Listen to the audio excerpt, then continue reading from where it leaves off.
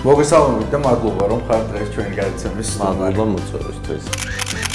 რატომ გადაწყვიტე რომ ყოფილიყავ მსგავსი პროფესიის? მე დავიკელი 24 კილოგრამი. ხშირად გაკრიტიკებენ ხოლმე კვების სპეციალისტები და ამბობენ რომ ენდოკრინოლოგების საქმე ეს არ არის. რაიმე პასუხი გაქვთ ამაზე? კვების სპეციალისტებმა ხშირ შემთხვევაში ჩვენი მოსაზრება უნდა გაითვალისწინონ.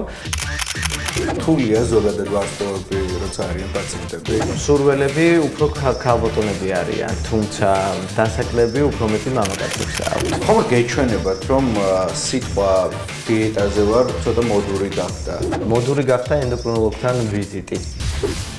დავაანონსეთ რომ გვეყოლებოდა ენდოკრინოლოგი გადაცემაში სტუმრად და რა თქმა უნდა ბევრი კითხვაც დაისვა. შევეცადოთ რომ რამდენიმეს გავცეთ პასუხი.